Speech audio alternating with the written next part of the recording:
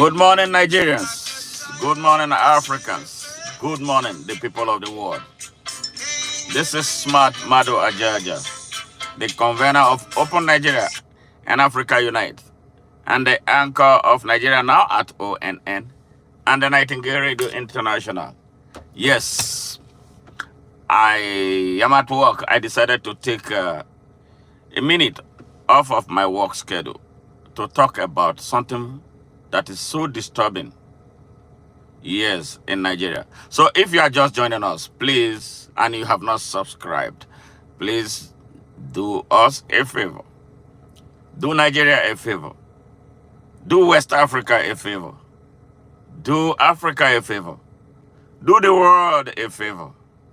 Yes. Because an injury to one, especially at a time the world has become a global village, is an injury and an emergency to all. All right. I tell the oppressors in Nigeria, you're going to get tired of seeing our face, but you will never knock us off the race.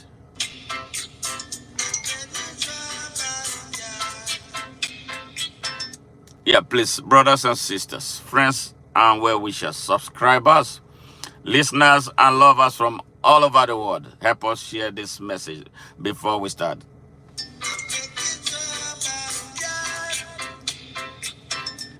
And one thing that guides us is the truth. The truth, the whole truth, and nothing but the truth. And you know what? We are not afraid of speaking it exactly the way it is. We have had our backs on the wall for so long. And a time comes, especially a time like this, when we don't have anywhere else to turn. What do? Fight back in self-defense. And we don't care what anybody says about us. I don't care what anybody says about me. As far as I know, what I'm doing is right and justified.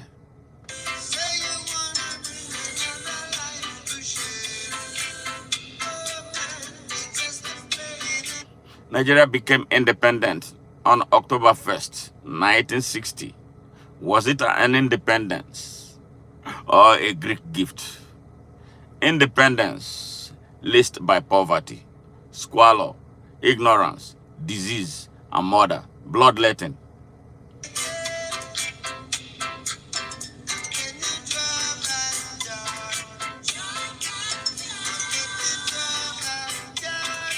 Now they keep drawing this bad card.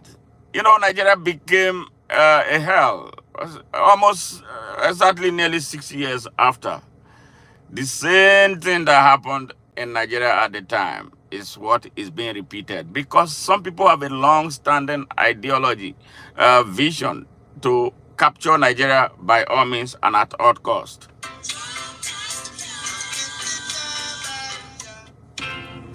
Yeah, you know, Nigeria is Africa's most populous country. Over 250 million people live in Nigeria. And you bet that when anything happens to Nigeria, a whole half of Africa, yes, I'm talking about Republic of Benin, Togo, Ghana, Sierra Leone, Ivory Coast, yes, Liberia, they will all be destabilized. The entire West African sub-region will be destabilized. And then you can imagine, you know, with 250 million people scrambling out of Nigeria, pouring into Ghana, pouring into Niger, pouring into Mali, pouring into Chad, pouring into Togo, pouring into Ghana, pouring into Ivory Coast, pouring into Liberia, pouring into Sierra Leone. That continent is gone. And this is what some people want. And what can we do but resist? Hey, Shaniko, how are you? Please, good to see you once again. Share this broadcast. Yes, the evidence I shall give shall be the whole truth. All the truth and nothing but the truth. Africa is bleeding. Africa is crying. Africa is weeping. Yeah. Amber Johnson, how are you? Hey, let us know where you're joining us from. Yes, I hope you're having a great Sunday. Yes, Africa has suffered so much. And it is we in this generation, only we, this mother Africa. Yes, thank you very much.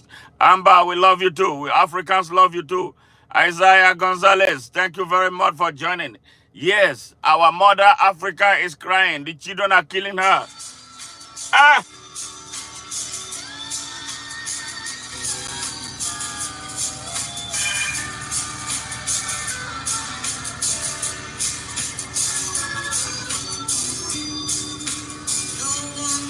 Thank you, Amber. Thank you, thank you. No woman, no cry.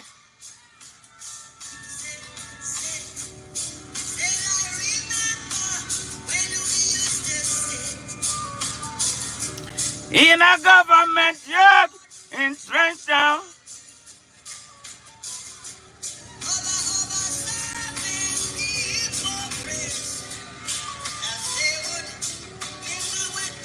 Yes. How long shall they kill our prophets while we stand aside and look?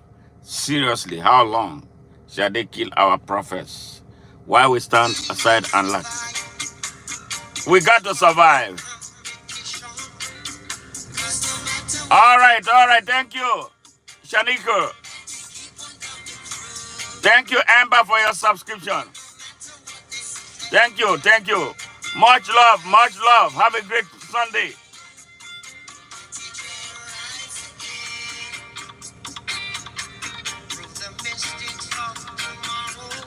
Natty dread rise again. Have no pains, have no sorrow.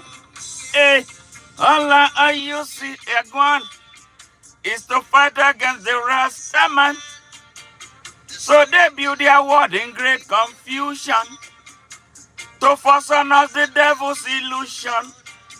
But the stones that the leaders refuse shall be the head cornerstone. And no matter what games they play, yes. What we are talking about today, yes, please share this message. What we are talking about today is something very, very sickening, something very, very disturbing, something that is can destroy a nation. Yes, they have been on it for a very long time.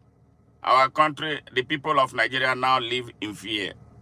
The people of Nigeria now live in fear. But before I start, I'm going to read two messages that I had posted on Facebook. Two in a row yesterday that I posted. I'm going to give you a background information of what we are going to be talking about today and what the people of Nigeria have been dealing with for a very long time that we must put to an end right now. Now, I started.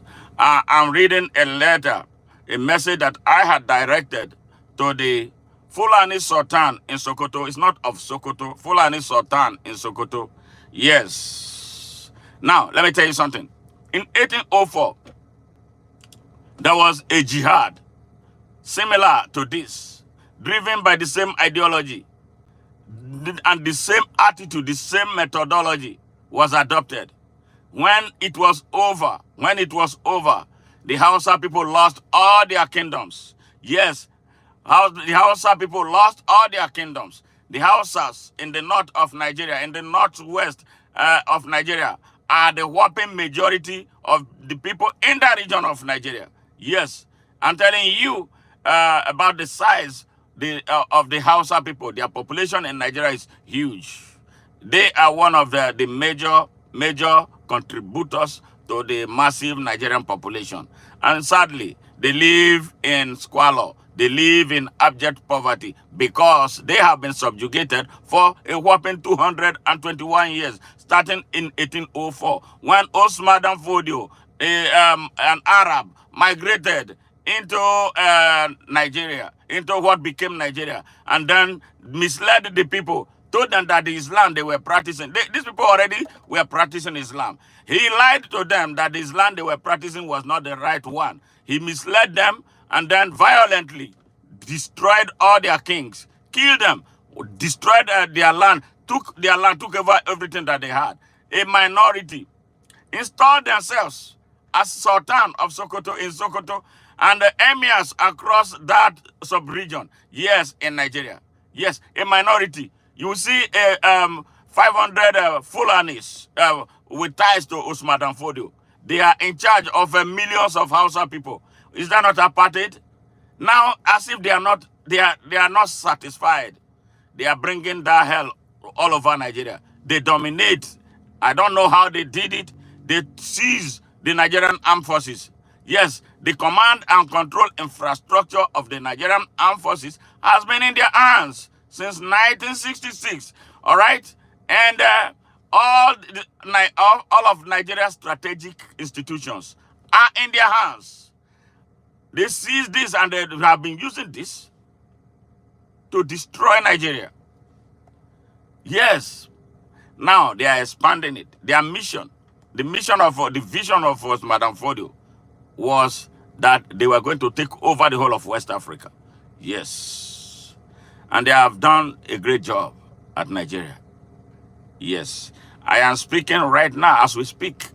Mercenaries have been stationed in forests across Nigeria. Mercenaries. Yes. Fulani mercenaries. Recruited from around the world, from West Africa, have stationed themselves or have been stationed in forests and farmlands across West Africa. Yes, across Nigeria.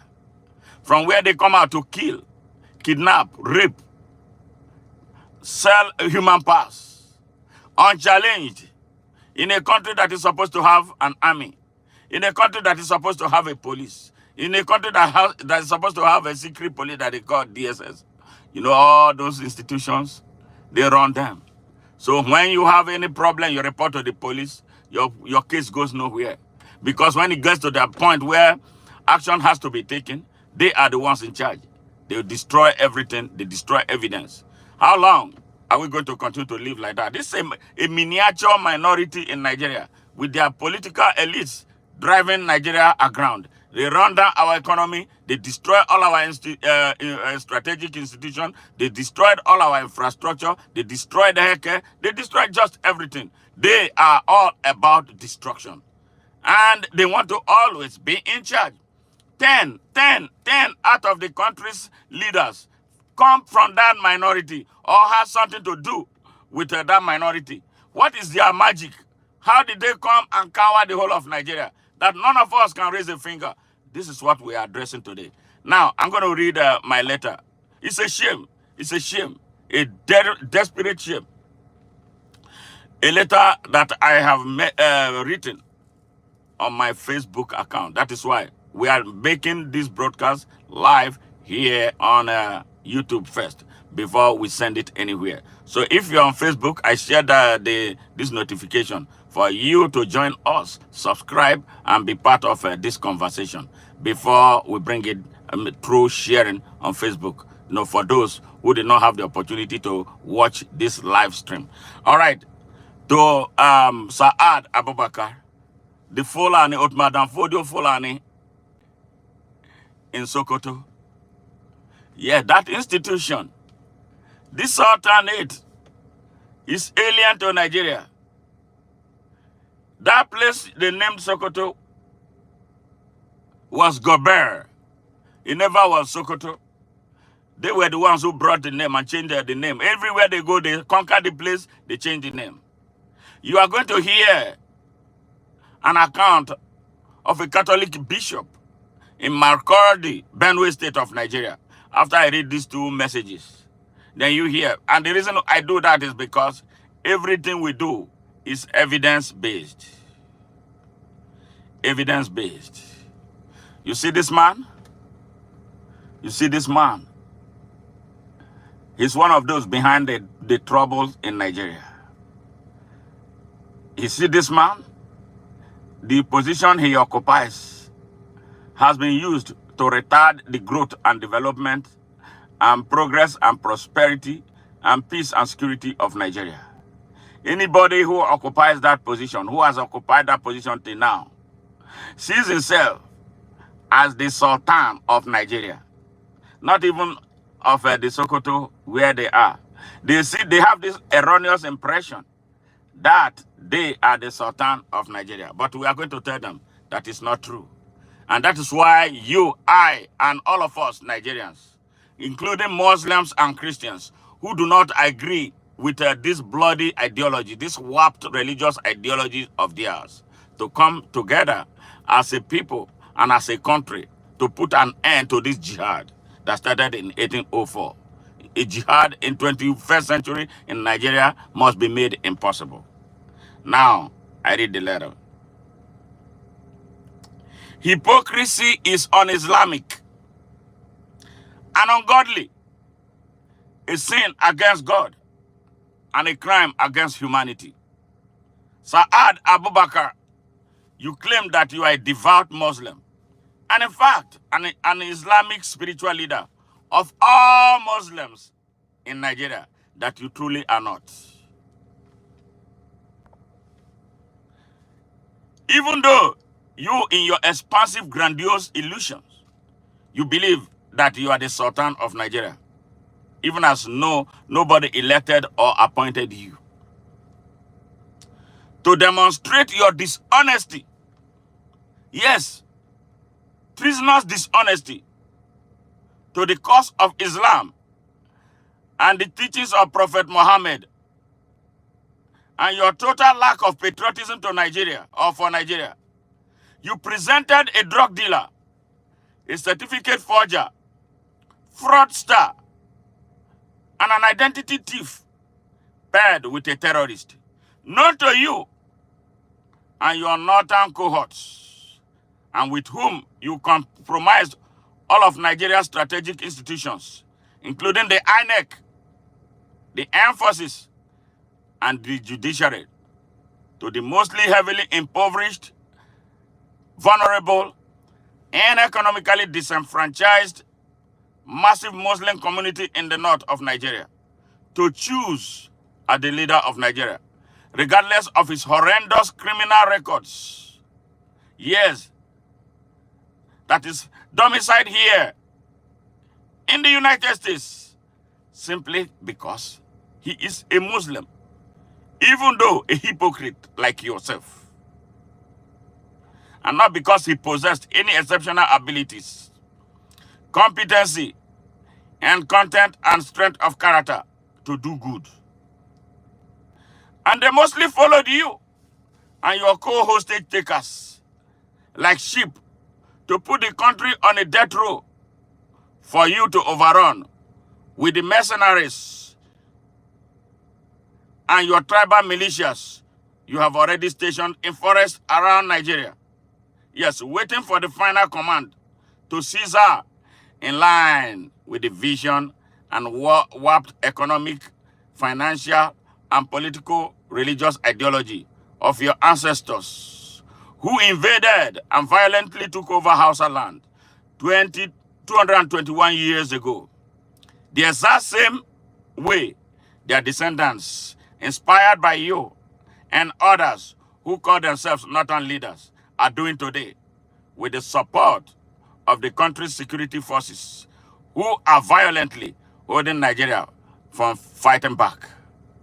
Today, I have a message for you that you cannot continue to subvert the destiny of Nigeria, and so must allow Nigeria to integrate and transform into a nation where no man can be repressed and oppressed and discriminated against on the basis of race, religion, creed, sex, state of origin, place, and all circumstance of birth or political affiliation. That is one of my 2 messages that I sent to Saad Abubakar, the impostor sitting on the throne of the Hausa kingdom as the Sultan of Sokoto, and by extension thinking that he is, though erroneously, the Sultan of Nigeria. Now the second letter is coming here. With the way he speaks, is Saad Abubakar a Nigerian and the Sultan of Nigeria? I have a serious question for you, Saad Abubakar, the Ottoman Danfodio Fulani Sultan in Sokoto. And you must answer this question now and not tomorrow. Saad, can you put your hands on the Quran and swear that you are a true Muslim and not a bigot and hypocrite who doesn't care about Nigeria as a whole? I know that no one has privately or publicly asked you this type of unsettling question, because to some ignorant Nigerians who don't know history and the subjects and victims of the corrupt and morally bankrupt, offensive and savage, repressive and oppressive and insensitive and inhuman feudalistic oligarchy in the north, who are bound in the shackles of poverty, mental slavery and the compulsive captivity of religion. Your earthly sultanate title makes you, though erroneously, a god on earth for them to worship because of the inherent fallacies around the minority Fulani-dominated Islamic Sokoto Caliphate that you heard, and which have been generationally misinterpreted, and violently manipulated to confer on the minority sultan of the Fulanis the ownership of Nigeria, corrupt its polity, control its economy, retard its progress and prosperity, antagonize and assault its territorial integrity, and make mess of the sovereignty of the Federal Republican architecture, upon which its declaration of independence as a state and not as a kingdom, caliphate, or emirate was premised. With the series of provocative statements and actions we have been through since 1960 that have previously undermined, I have continued to undermine justice and equity and the country's national security, peace and stability, progress and prosperity, and ultimately its national security. As a human being and as a patriotic Nigerian with an inalienable right to the citizenship of Nigeria, I remind you and others like you that all kingdoms lost their sovereignty on October 1st, 1960, when the independence of Nigeria was declared and Nigeria became a federation. And so I advise you to stop overreaching your boundaries and as such refrain from acting as if you are the owner of or the custodian of Nigeria, even though it is clear historically that the imposed position of a sultan in the north over Osman Danfodio's conquered Hausa kingdom does not qualify you, and as it did not qualify those before you as a traditional ruler, but an Islamic leader of the Osman Danfodio Fulanis. You know that you, a minority Fulani, cannot be a traditional ruler over a whopping majority of Hausas with whom you don't share the same customs and traditions outside being Muslims, which only matters to you and your kind when you want to use their numerical strength to blackmail and manipulate Nigeria to get whatever you want. Yes, what you and your cohorts who call yourself northern leaders want for yourselves, and poverty for the Hausa people and the entire people in the north of Nigeria. What you are practicing is a minority rule, otherwise known as apartheid, which Nigeria invested so much money on and human resources to fight against in South Africa. I hope you remember that history. If you don't know already, I'm informing you now that the grip of any group, including yours, had before now on Nigeria is now broken. And you will have to adjust to the unfolding reality that will lead Nigeria to peace through justice within the framework of an open Nigeria that will guarantee a free, fair, equal, unlimited, and unconditional access to opportunities to all Nigerians to grow and develop and progress and prosper according to their abilities and levels of competency. These were the two messages I sent to Sa'ad Abubakar, the impostor who wants to lead Nigeria as an emir, forgetting that Nigeria is a country and not a kingdom. A country with a diversity of people from various backgrounds. Yes, who must live together in peace and harmony, and not one that will be led by one clown. Yes, who doesn't know what it takes to be a Nigerian, beyond being a religious extremist and a bigot and a hypocrite. Yes. Now, I am going to present you a statement, yes, issued by a Catholic bishop in an international conference, highlighting what is taking place in Nigeria. There are some of the things he said that I don't agree with, but majority of everything he said are true of what is happening to Nigeria. We have a country where people identify themselves through religion instead of being identified as Nigerians. It's a big problem that we have. I've lived in the United States for 29 years. I've never seen any American who come and tell you that he is first a Christian or a Muslim before anything. What I know about Americans is that they are Americans. And if they want to be so descriptive of them, they talk about their state. I am from Texas. Yeah, like I live in Texas. When somebody asks where you from, Texas. I never say that I am a Northerner or a Southerner. It does not exist here. What happens, what takes place here, the country takes precedence over everything. But in Nigeria, people talk about Islam and Christianity as if they are a physical expression of any kind. And I've been looking for that Republic of Christian or Republic of Christianity and Republic of Islam in Nigeria. I've not been able to find one. The only country that I see, all of us stay in there, is Nigeria. But we trash the country. We don't love the country. We hate the country. A man who loves his country will not be behaving the way this Sa'ad, this extremist, this bigot, this hypocrite called Sa'ad Abubakar, sitting illegally on an Hausa throne. It's not his throne. It's not Madam Fodio's throne. The Hausa people, I hope you are listening. You must wake up.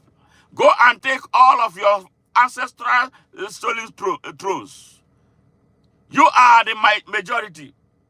Why have you consistently allowed a minority? You are living through an apartheid infrastructure. They use you to blackmail the whole of Nigeria. They use you to set back Nigeria. Why? Because they tell you that you are one and the same in Islam. Now what is happening? They are killing you. They are preventing you from accessing your farm. They rape your women. They impose taxation on you. In your own land, when are you going to wake up, the Hausa people, and join the mainstream of Nigeria to build the Nigeria that we all envision? The Nigeria that will have free, fair, equal, unlimited, and unconditional access to opportunity for all of us to grow and develop and progress and prosper according to our abilities and our levels of competency in an environment that is non-threatening. This is what we want. Hausa people, I tell you this, you are one of the chains holding Nigeria. Now you must break it now. Let the Osuma Danfodio children live. Let them go and form their country. If they cannot exist in Nigeria without being in control, forcefully, violently in control of the rest of us. That is what we are saying. Withdraw your support. Withdraw your allegiance. You are not slaves to them. You have a commanding majority in the north of Nigeria, if not the whole of Nigeria. It is time for you Hausa people to wake up. Stop being pawns. Rise up everywhere you are. Rise up everywhere you are. In Kano, in Sokoto, in Katsina, in Zamfara, wherever, Kebbi, wherever you are. Every inch of land that was taken from you, go back and reclaim them. It is your right. It is your ancestral right. You have right to them. as citizens of Nigeria and no more as citizens of the North.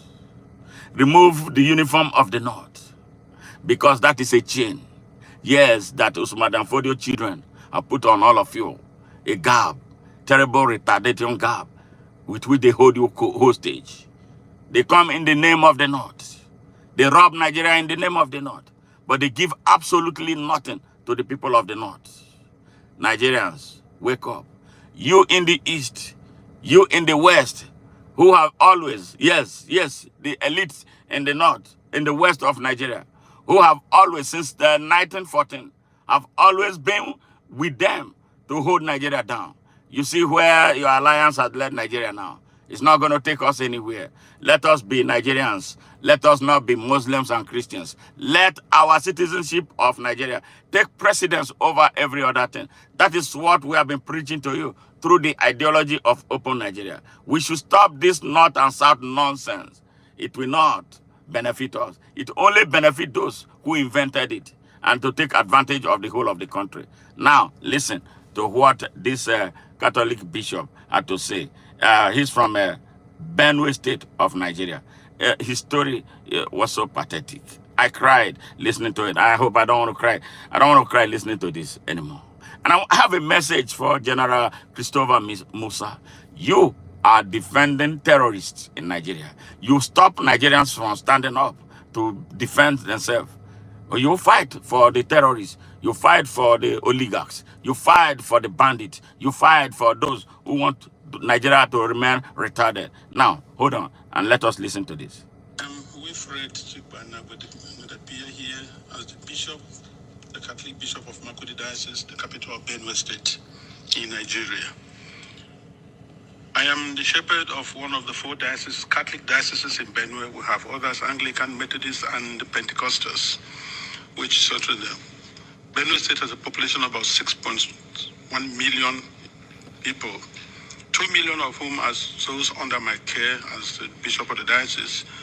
Benue State is about 98% Christian, with very few Muslims living in towns. Nigeria and eventually my diocese and the state of Benue have become, in recent years, one of the most dangerous and insecure places for Christians. Why not for Christians Nigerians? and Muslims are nearly evenly divided among as Nigeria's Nigerians. large population of over 200 million persons. Islamist extremists are fiercely contesting the possession, control, and governing law of the land, especially in the country's northern and central regions, the latter of which is where Benue is located. There are constant ethnic, political, and religious conflicts over land and allegiance.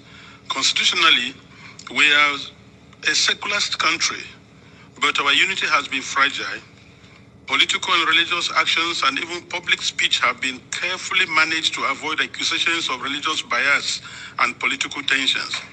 Today, the clear influence of Islamist extremists has changed the traditional social dynamics of tribe, ethnicity, religion, and the social status in Nigeria. Because just recently, at the beginning of the Ramadan fast, 12 states in northern Nigeria have declared closed schools so that they attend to this. And you can imagine which other country in the world does that. Saudi Arabia is not doing it. Afghanistan is not doing it. Baghdad is not doing it, but then Nigeria is practicing. What kind of Islam are they practicing? 12 states, and not only Muslims are living in these places. What happens with the educational program or curriculum of the country? But this is what we are going through every day in Nigeria. A long-term Islamic agenda to homogenize the population has been implemented over several presidencies through a strategy to reduce and eventually eliminate the Christian identity of half of the population.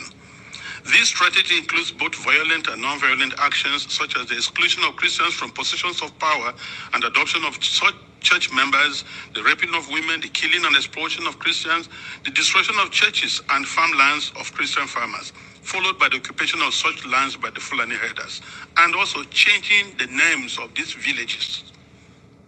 They're taking over the places, so you clearly see an expansionist approach and Islamic, and then they are making the people now flee and leave their villages, and they take they conquer it. The quest to Islamized the land appears high on the agenda of some of the powerful and influential Muslims in Nigeria. There is a campaign to take land to spread Islam. And there is the hemorrhaging of Christian farmers from the central region of Nigeria and Benue State, and Makurdi Diocese in particular, as they are forced to abandon fertile lands that use to feed the nation, which classify Benue as the food basket of the nation. Militant Fulani herdsmen are terrorists destroying society. They steal and vandalize, they kill and boast about it. They kidnap and rape, and they enjoy total impunity from the elected authorities. None of them have been arrested and brought to justice. This is supported by the corrupt system in which we operate and the abject poverty among us, which allow the criminal to easily attract more recruits and prey on more victims. Why is this happening? Is it really a religious war? Like in the past, many jihadists are motivated less by religion than by spoils of war and use their religion to impose themselves. In my diocese, the spoils consist mainly of fertile, well-tended land organized around my parishes or so. The jihadists come and adopt and kill the priests, leaving thousands without support and basic human services. And of course, when they despise the people, the inhabitants, or the citizens, or the people of the lands, they take over. And any attempt to go back and take care of your farms, surely you get killed. The Makurdi Diocese in Benue State has been the epicenter of the invasion by these herders who are more like hired guns of cattle oligarchies, who manipulate religion to rally the herders to eliminate the Christian population and cleanse the land in the name of Islam. This objective is behind the relentless attacks against Benue's villages. When we call for help to the police and the army, they do not come. At the end of 2024, several villages were warned by the attackers of the upcoming violence, and the leaders called the police for defense ahead of time. But they did not come, and the Christian massacres, almost customary, took place, killing hundreds in Plateau and Benue, with the worst massacre claiming 47 people. The militant also burned down the 8 Catholic churches of St. Mary's Parish in the Diocese of Boko, and which in Benue State, as well as the parish house, clinics, schools, and other houses. The militant Fulani herdsmen bear on defenseless villagers without consequences. They follow orders to conquer, kill, and occupy. They attack even those who have managed to escape into our IDP camps. Thereby, they have no place to run to. And it is unfortunate that the police system in Nigeria, orders have to come from above. And such that once there's a call, and they say they have never responded. And by the time they arrive, these people have left, and the people are now living in the pool of their blood.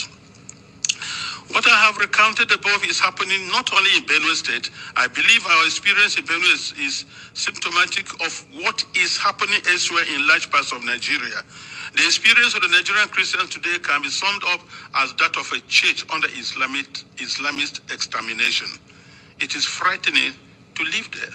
Apart from the violent campaigns and attacks against Christian villages, there are now attempts by the Islamic Council of Nigeria and various Islamic groups to impose Sharia law on the Christian populations. Already, 12 states in the north of Nigeria are under this sectarian religious law, and attempts to extend the same to the south of Nigeria, which they have started.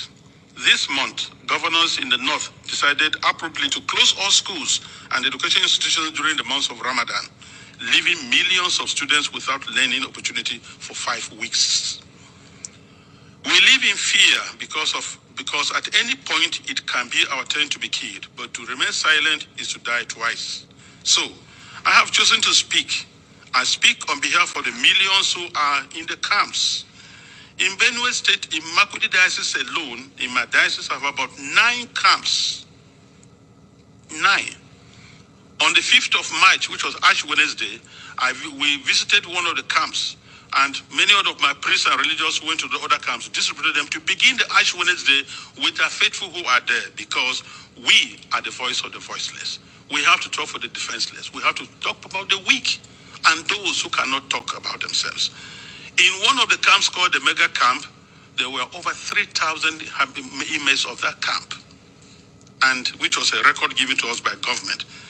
I speak on behalf of them, and Those children who have no husband, who have no father, and even their own voices taken away by the politicians who promised to help them, but have become the willing tools of the jihadists because they are talking politically correct statements, looking for next elections to come.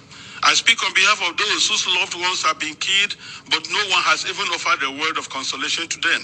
I speak on behalf of the thousands of young girls who have been adopted and raped because no one, not even the media, mentions them anymore. Foremost, I speak on behalf of my flock who are unable to worship freely and unable to return to their ancestral farms and homes because that land has been ruthlessly taken from them by the armed herdsmen. And where they say they want to live in peace with the natives, if you must farm, you have to pay tax to hire the land which belongs to you. That is slavery, to say the least about it. As prosperous Nigeria is in the African continent, and I tell you, if there's outbreak of war in Nigeria, no country around us, Chad, Niger, Ghana, Guinea, Togo, no country can contain the population that will flee to these places. No country can be able to house over 5 million refugees. It's not possible because of that. And if 1 million refugees run to Chad and Niger, they'll collapse that country because there'll be no plan to take care of them. So we have to be very careful. Today, I urge you all to use every means within your mandate to start developing a strong and good relationship with Nigeria, where you know that when you speak of human dignity, you are also speaking of the same God-given right you believe is unalienable. Consider that Nigeria can be your ally, but it cannot be one where half the population is in the process of being murderously eliminated. Work with us, the churches, and other Nigerians of goodwill. We are working for a peaceful and prosperous society, and our desperate plight has been set aside U.S. foreign policy for too long, to the cost of thousands of lives. Concretely, I request and I plead, I ask you to redesignate Nigeria as a country of particular concern. This has both a practical and diplomatic meaning to signal that you are paying attention to what happens to us and elsewhere in the world. Because the policies the government is trying to put in place, so that to return the IDPs, build camps for them, relocate them from their homes, it is not durable and it will not work because the government has already the population that is not able to take care of. And then you have over millions of people in the camps and you want to relocate them to where? And if you do, let's take it that you do.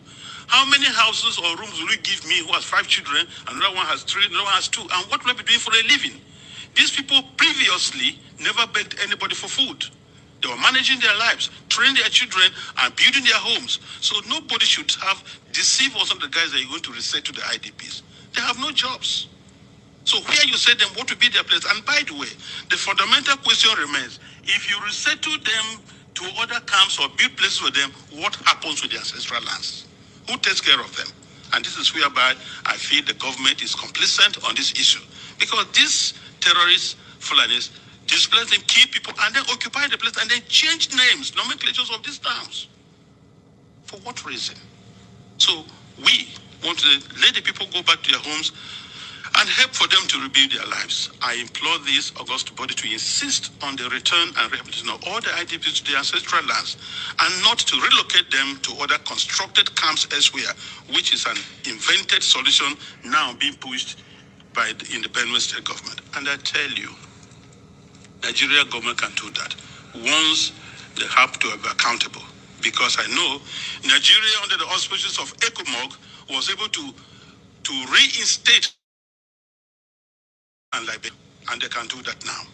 We have the capacity, because the leaders that are not prepared. And I think that's whereby I look.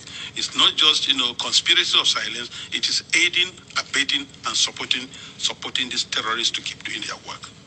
This is my plea. Thank you very much for this attention. Yes, you heard it. It's not something that I manufactured. Everything we do, we play by the rules of evidence. We presented you this evidence, the people of the world, the people of Nigeria, the people of Africa, Nigeria is in a dire trouble. And I speak to Africans seriously.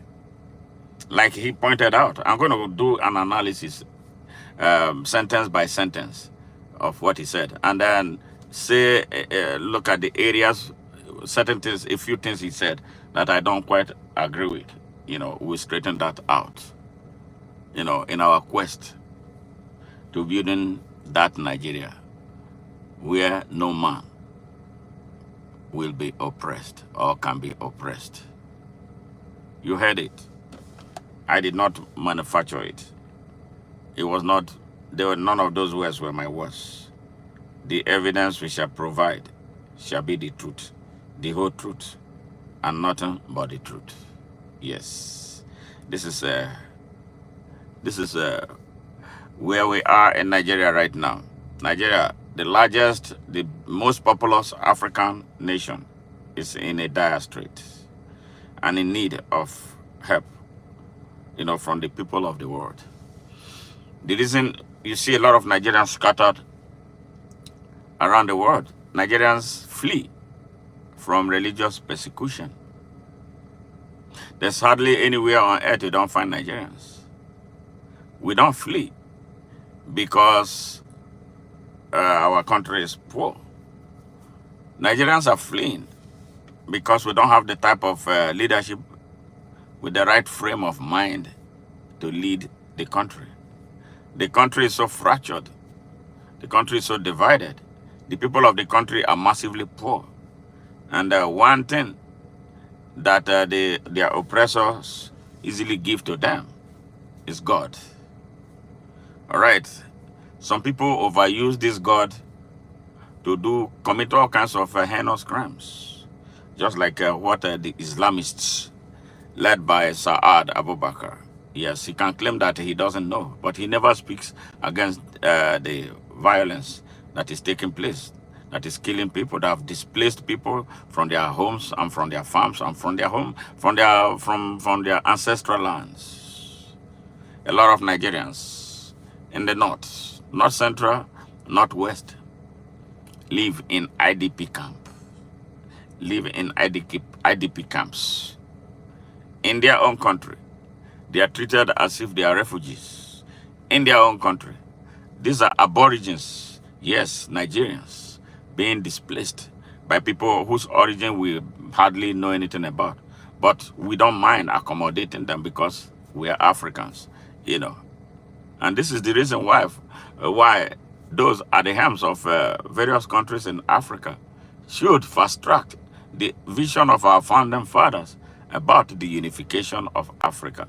I believe that if Africa is unified, Africa will have an internal crisis resolution mechanism to deal decisively with this type of behaviors that some of us exhibit in the name of religion.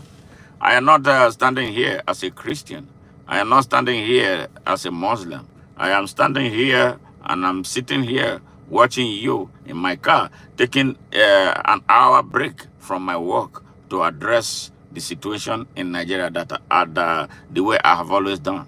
Every time I receive the inspiration to speak, where a lot of Nigerians are not speaking. The Nigerians of today, I don't know what is wrong with them. The Nigerians of this generation are unlike the Nigerians of my father's generation. The Nigerians of this generation are mostly cowards. Yes, cowards as leaders, cowards as citizens. But what interests the people of Nigeria is different. They don't fight for their country. They don't love their country.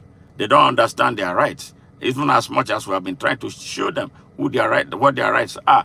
First of all, your right as a human being. Yes, right to life, right to choice, right to freedom of expression, right to freedom of association, right to worshiping God the way you want to worship Him, right to self-determination. These are the basic human rights.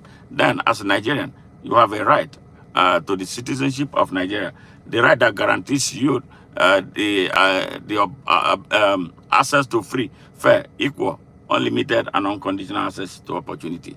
The right that guarantees your safety wherever you live in Nigeria and not be cut down. Yes, the right that guarantees you ownership of every piece of Nigeria and not be told to return to your home tribes, and the right to defend Nigeria.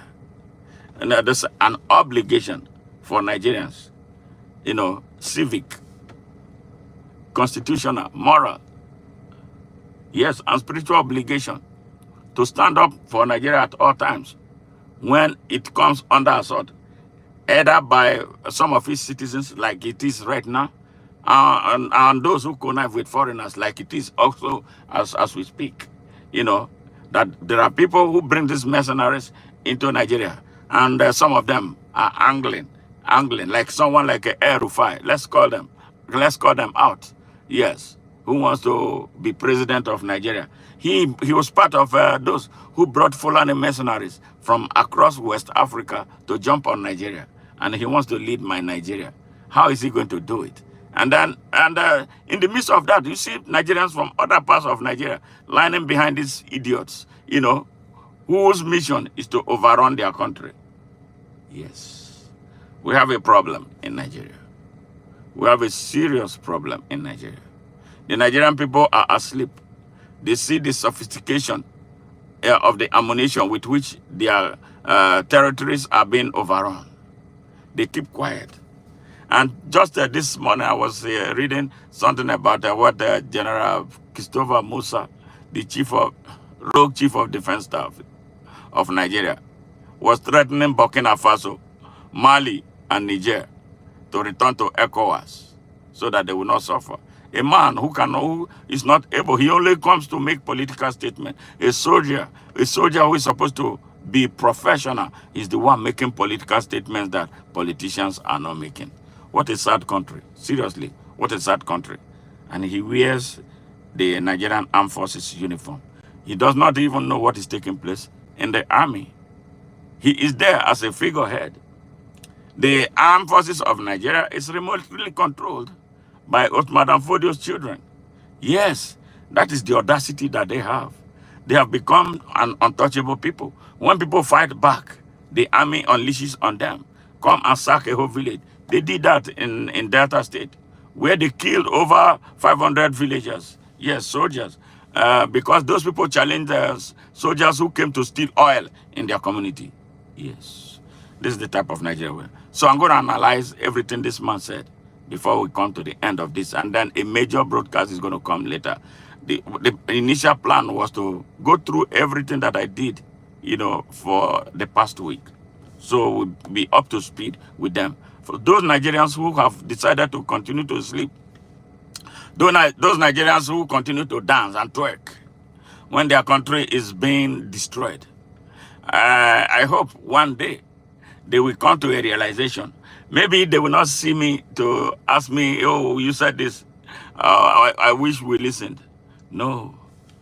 Yes, this is it. We are inspired to do what we do. And we do it with audacity. We do it without fear. Somebody has to do it. Every country has somebody that rallied them. I don't mind being that person. I am one of those few that is speaking. A lot of Nigerians run away from this truth. Some of my friends I have lost, although they were not friends in the first place. If they were friends, they would stand with me and speak the truth. There are friends who are looking for political appointments. There are friends who want to be governors. There are friends who want to be senators. Senators who go to the National Assembly, idiots who cannot read and write, control them. Yes. Now, I ask a question. This North thing, does Benue have to become a part of the North? Does Plateau have to be North? Does Kogi have to be North? Yes. Does Kwara, or maybe Kwara, they choose to be North? Why this northern crap? What has this northern crap brought to Nigeria? Except poverty, mass poverty, ignorance, disease. So who cares about this northern nonsense? So why can't those who want to be North, those 12, 10 states who want to live in hell, they can go ahead and perish in their hell. So why not design a way? Why not realign? Why not do things differently?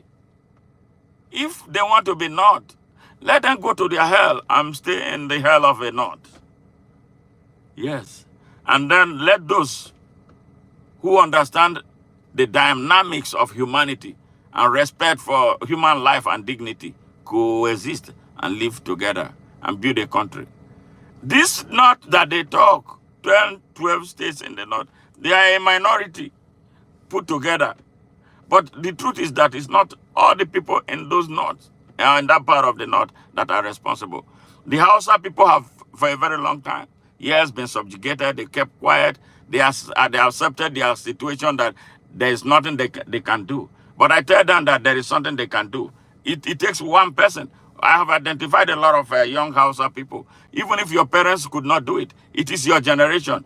Your generation must stand up and change the things. The minority who come in the name of the North, we can do something about them. When we start resisting and rejecting them, that is what is needed right now. Come out with boldness. Come out with audacity. Come out with patriotism. Come out with love for country. Come out for the sake of your children. Come out for the sake of your future. Come out for the sake of the Hausa future. Yes, that is what we want to see happen. That is the Nigeria we want. A Nigeria where no man shall be oppressed is what we want. Now let's go into this analysis. We've read Chibana, but it appear here as the bishop, the Catholic Bishop of Makurdi Diocese, the capital of Benue State in Nigeria. I am the shepherd of one of the 4 dioceses, Catholic dioceses in Benue. We have others, Anglican, Methodist, and Pentecostals, which sort of them. Benue State has a population of about 6.1 million people, 2 million of whom are those under my care as the bishop of the diocese. Now, 2 million of those are under your care. Where did you get the statistics from? Maybe he has access to the statistics that we do not hear, but there's something I want to hear that I quite disagree with. Benue State is about 98% Christian. With 98% Christian. Why is that necessary? Why do we have to talk about Nigeria and putting his religion, attaching religion to it? How many of the 98% honestly are true Christians? What does it take to be a Christian? Do people know what it takes to be a Christian? What it takes to be a Christian is to be like Jesus Christ. How many Nigerians, how many of those people, 98% of those, are truly living the life of purity, the life of honesty, the life of freedom? What Jesus Christ preached. Do they even know that Jesus was a revolutionary like me? All right, who came to preach about social justice, talk about everything, including making sacrifices when it becomes necessary. This is where I disagree with some of these people. 98% Christians in Nigeria. They are Nigerians. If somebody wakes up to start killing them, yes. Somebody identifies himself to start killing fellow Nigerians or Nigerians, however, whatever drives them now, those are the people we should be talking about. The mad people, the animals, the beasts of no nation that are killing our people. Hold on. very few Muslims living in towns. A very few Muslims. That is stupid. They are Nigerians. If they are Nigerians, they are Nigerians. Why do you have to identify them by their religion? Nigeria and eventually my diocese and the state of Benue have become, in recent years, one of the most dangerous. Your diocese, is your diocese not a part of Nigeria, part of Benue? We are talking about the whole of the Benue state is on fire. And now you are segregating. And this is rubbish. And insecure places for Christians. No. The whole place has become insecure for Nigerians. These bastards who are killing Nigerians, they are not killing only Christians. They are killing Muslims. They are killing Hausas. They are killing they are evil. Yes, they are evil. There's no doubt. And they should die. They should be exterminated in kind to what they are doing to the people. We know their masterminds. We should go after their masterminds. So nearly evenly divided among Nigeria's large population of over 200 million. I don't see Nigeria as a Christian or a Muslim country. I see Nigeria as an African country, populated by the African humanity, not defined by foreign religious ideologies, Christianity and Islam. Which of them were from Africa? Tell me, why are we not talking about our own African traditional religion? Why are we not talking about who we are? And we are talking about who the Arabs want us to be. We are talking about who the Europeans want us to be. That is the number one problem with Africa. And that is the number one problem we must address now and not tomorrow. Islamist extremists are fiercely contesting. And that is true. They come in the name of Islam. But a great number of them, they are all hypocrites, including Saad. I'm calling Saad out. You know, he's not used to be called out. And we are going to make him useless. We are going to make him like a rat until the Hausa people rise up, wake up enough to take over what belongs to them. The possession, control, and governing law of the land, especially in the country's northern and central regions, the latter of which... Yes, the jihad that Osman Danfodio conducted in that part of Nigeria has not left. And the reason is because the people there kept quiet and allowed them expand and re-strategize and come and do things the way they want, and nobody is fighting back. And terrible series of government, actually mostly driven by them, with those who come to the leadership of Nigeria with the northern mentality driven by Islam. They are the reason. They control the army. They have perfected a scheme to continue to destroy Nigeria serially. It has just reached a very dangerous crescendo, and that is why we are where we are. Located. There are constant ethnic, political, and religious conflicts over land and allegiance. Constitutionally, we are a secular country, but our unity has been fragile.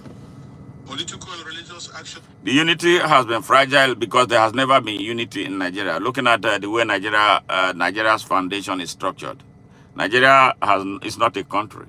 Nigeria was not designed to succeed. Nigeria was designed by the British to fail. And this is what they wanted. And they are celebrating and benefiting from the hell that they created in Nigeria. And I want to remind my audience that what drives the British economy is all from Nigeria, stolen money from Nigeria, and from exploitation of Nigerian resources. That's what drives the imperial British economy. No Nigeria, no Britain. And even public speech have been carefully managed to avoid accusations of religious bias. I don't want to be in a country where I'm not able to speak truth to power, where I'm not able to speak about the evil perpetrated by some people, because I don't want them to feel bad because of religious or tribal reasons. No, evil is evil, and evil is evil in the east, west, north, and south, and must be talked about. That all this Nigeria sitting on an eggshell is something that we have to break once and for all. So all of us can be free to express ourselves the way we want when situations happen in our country. And political tensions. Today, the clear influence of Islamist extremists has changed the traditional social dynamics of... Absolutely. Absolutely. The extreme, rogue Muslim driven by warped Islamic religious ideology that we have allowed for a very long time, to propagate and now spiral out of control. Actually, silencing the voice of moderate Muslims is dangerous. And this is what we all must rise up, regardless of our religious affiliations, to battle once and for all. Ethnicity, religion, and the social status in Nigeria.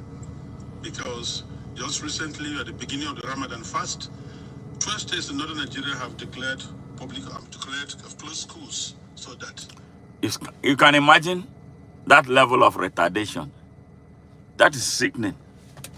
That is sickening. You close schools because... Now, it goes to show. Now, why are we looking for the extremists? What the 12 governors in the north of Nigeria declared that there will be no school. The closure of schools during the month of Ramadan, when Muslims are supposed to be fasting. 12, they closed all the schools there. So why are we looking for the terrorists? General Christopher Musa, why are we looking for the terrorists? Where are we looking for the bandits? Where are we looking for the masterminds of terrorism and banditry? They state governors. They are senators. They are speakers of house of various houses of assemblies in the north. They agreed. They are so insensitive. There are millions of other children who are not Muslims who ought to be in school. Now they lock them out of school because Muslims are fasting in the north. But they forget too to remember that there are Muslims in other parts of Nigeria. There are Muslims in my state. There are Muslims in the southwest of Nigeria. There are Muslims in the east of Nigeria. There are Muslims in the south of Nigeria. Why is their own Islam different? Why is their own Islam so extreme? Now, why are we still looking for those who are masterminds? Who are the masterminds of terrorism and banditry in Nigeria? Why are we looking for those who don't want Nigeria to unite and be one country? Why are we looking for those who don't want Nigeria to be run under the same law? Yes. Why are we looking for them? We are a country of hypocrites. They're trying to this. And you can imagine which other country in the world does that? Nobody. Nowhere. Saudi Arabia is not doing it. Afghanistan is not doing it. You know the funny thing? Last year alone, through Islamic pilgrimage, Nigeria took 90 billion to support the Saudi Arabian government, to pour into the economy of Saudi Arabia. And Nigerians are eating grass at home. Nigerians are eating sand at home. What type of a people? What type of a people? Nigerians are the ones, Africans in general are the ones who will travel from their homeland to go to pilgrimages in holy lands that are actually not holy. Yes, they go to Israel. They go to Saudi Arabia. God is everywhere. God that told us, I am everywhere. I abide with you everywhere. Why do you have to go and look for him in Saudi Arabia, for goodness sake? Why do you have to go and look for him in Mecca? What are you doing in Israel in search of God? Do they see them? When they come back, they come worse. All those people who run our country down are those who have been to Saudi Arabia over 20 times in their lifetime. Those who have been to Israel over 20 times in their lifetime, they come back worse. They come back not being new people. So what is the essence of going to Saudi Arabia, for goodness sake? Hear this. Baghdad is not doing it, but then Nigeria is president. What kind of Islam are the president? They are stupid. 12 states, and not only Muslims are living in these places. What happens with the educational program or they don't care of the country? Because we are animals. This is what we are going through. They don't see us anything. Yes. A long-term Islamic agenda to homogenize the population has been implemented over several presidents. Yes, and everybody went to sleep. Everybody is sleeping. Even you, the bishop, who is now speaking, Bishop Kuka, after he makes tough statements, goes back to them and be aligning with them. Yes, when the so-called Christian Association of Nigeria, a warped political party, always begging for arms. Those are the 18. So these people are audacious. Look at how audacious that stranger called Saad is to talk about implementing Sharia in the southwest of Nigeria. You keep quiet there. Where's Adeboye? Adeboye is only interested in exploiting the people, collecting their money and buying private jets. Where's Oyedepo? The same thing he's doing. Where's Paul Eneche? The same thing he's doing. Bishop Okonkwo, what are they all doing? The same thing. They go and carry the Bible to exploit the people. They don't tell, they do worse, repressing the people. That when somebody slaps you, you give him the ear. That's what Jesus said. Jesus did not say that. Maybe they are misinterpreting Jesus. Self-defense. Self-defense is a universal doctrine. Nobody slaps you in your place, and you give up your place to him. That is why we are vacating our lands. Even down to my hometown, it's happening. People are afraid of going to their farms because some armed Fulani bastards or beasts of no nation are in our forest, doing anything. People fight back, and you don't fight back. Fight back. That is what Nigeria needs. Nigeria has no government. I don't want to validate Tinubu. That is why I don't talk about him and or any of his policies, because he's non-existent. He's an idiot. These people, he worked with these people to come to power. And look at what is happening in our country. He dare not resist his finger if Bola Ahmed Tinubu is a serious man, if Bola Ahmed Tinubu truly is the president of Nigeria, if he won the election, he should move, arrest Saad, arrest all the emirs in the north, arrest all the non-political leaders in the north, arrest Ahmad Gumi, arrest all the fake ulamas, and then we will start seeing solution to our problems. They know he has a bandit as his Minister of Defense. I'm talking about Dr. Bello Matawali. He has a terrorist as his Vice President, Kashim Shettima. And then they say they are fighting what? Terrorism? How are you fighting terrorism? With terrorists making the plans for the fight against terrorism. Nigeria is a joke, really huge joke. Nigeria can be recovered when the people decide that they want their country recovered. Nigeria should not even be talking about election. That is why I've been telling them, what election are you heading for? How are you going to win the election? What programs, what plans do you have to win the election? What has your electoral laws been changed, to ensure that good people are able to win elections? Are you serious? What about the political parties? How do their candidates emerge? Yeah, from their party primaries. Yes, you expect someone like me. All right, I know I have everything that is required to remove Nigeria away. Yes, move Nigeria away from this darkness. In a matter of days, yes, at least in a matter of days, I will decisively deal with the security problem in Nigeria. In a matter of days. You know why? Because my hand is not soiled. Two, because I am not dealing with any of those people. I don't operate at the same wavelength with them. They know that when I come in there, they will be fleeing. Yes, they will be fleeing. Bola Tinubu cannot say that. Atiku cannot say that because Atiku is part of them. All right, Peter Obi cannot say that because he's going about making deeds right now, eating with the same Satan. He will be a lame duck right on day one. He can't do it. Yes, we are pretending. Yes, thank you very much, Charlie. We have been pretending. Those who can lead Nigeria are not near where they can have the access to opportunity to lead Nigeria. Nigerian leaders are outside Nigeria. Nigerian leaders are suffering and frustrated. Some of them have died. Some of them have left Nigeria. Some of them just are so frustrated. Nigerian leaders. So your political parties, they are talking about political party. You want me to cough up 40 million naira to buy a damn stupid piece of shit of a paper, right? Because I want to lead Nigeria. Why can't you say, okay, smart, I know you have the capacity and the ability to do things, right? Why can't you say, okay, smart, let us put our weight behind you to lead Nigeria without me coming out with my kobo, my money? What do? They start screening the good people away. They scare us away from access to opportunity to do good for our country by imposing more amount of money that we cannot afford as the cost of buying political party forms for aspiration form to be anything in Nigeria. You see, it's only thieves, only rogues with stolen money have access to leading Nigeria. And they are doing a good job destroying the country. Only rogues. Check it out.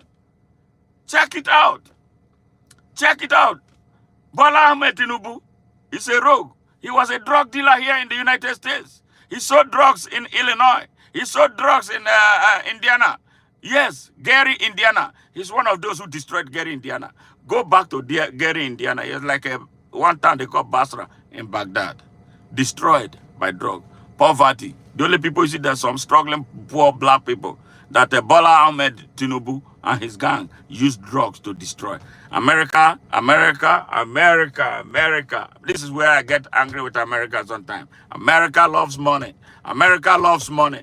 America loves money. They gave him a plea bargain. He gave them 500,000 and they let him go instead of putting him in jail and seizing everything he purchased with their drug money. Yes, America years later, under Joe Biden, propped him up to become president of Nigeria.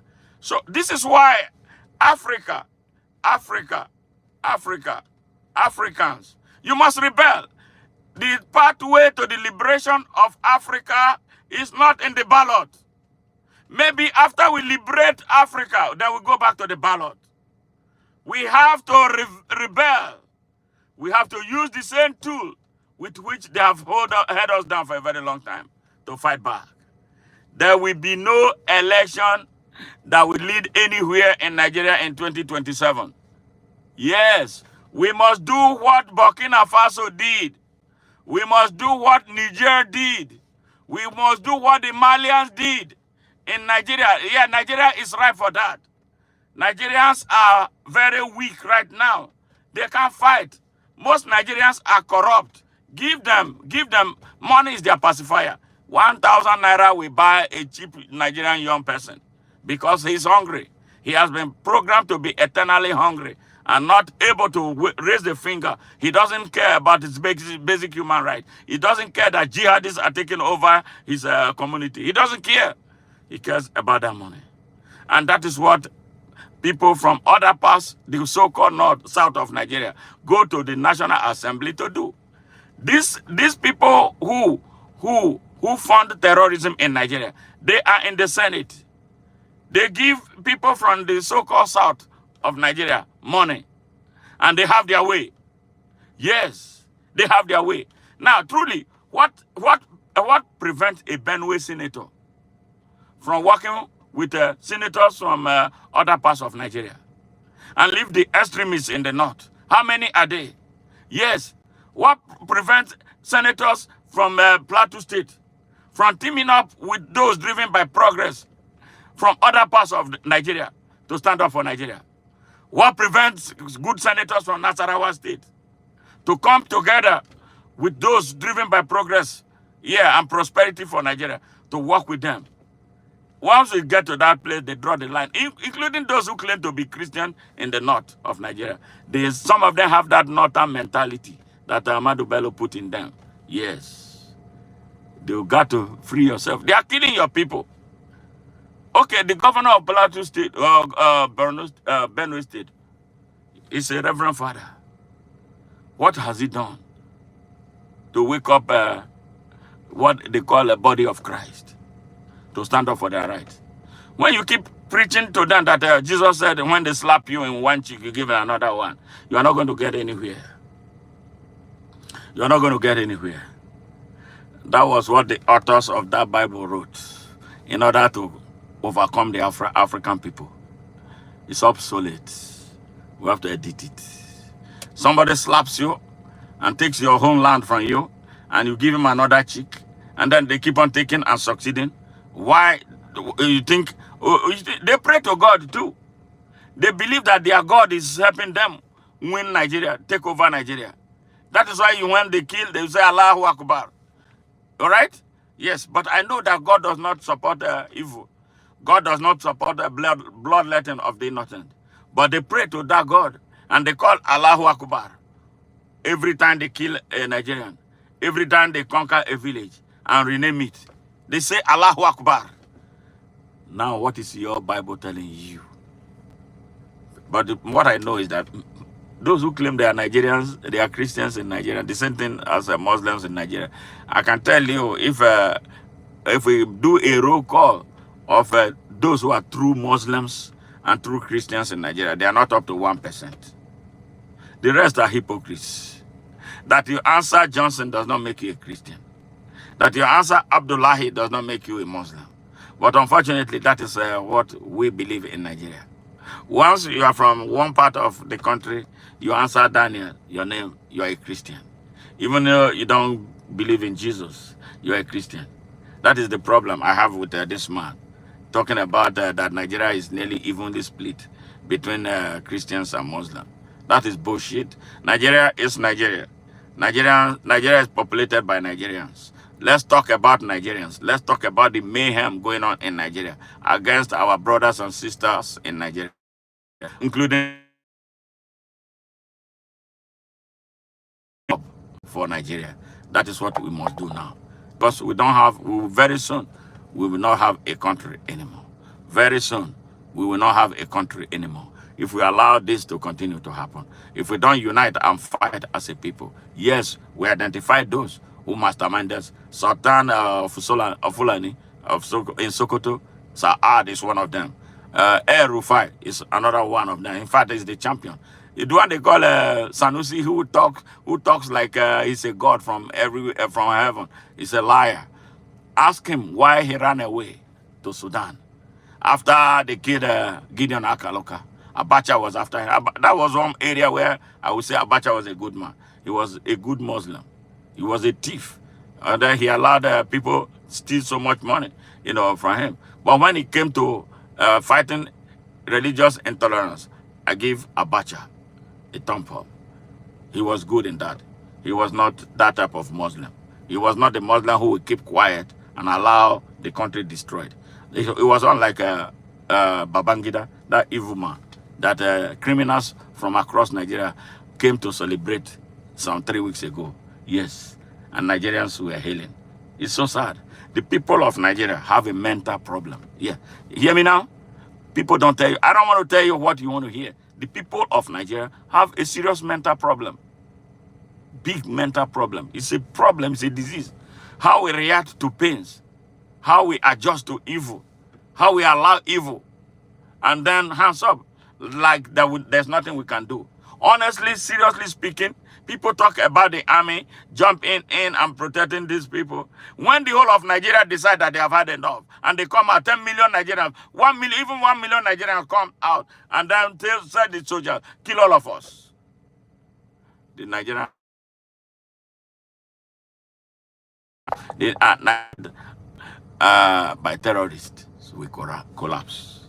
Nigerians were awake, including those in the army, including Christopher Musa. He was there. Buhari brought terrorists and put them in Nigerian army. You say you are supposed to be facing firing squad. You brought them into the army. Yes, you hand them command and control positions.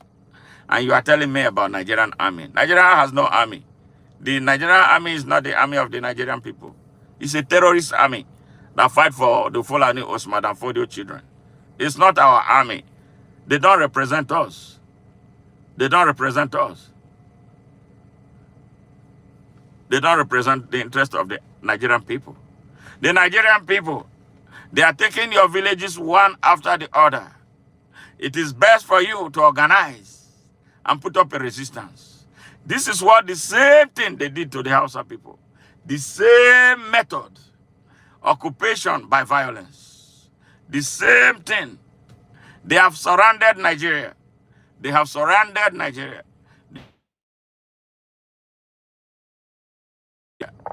They and announced the end of Nigeria.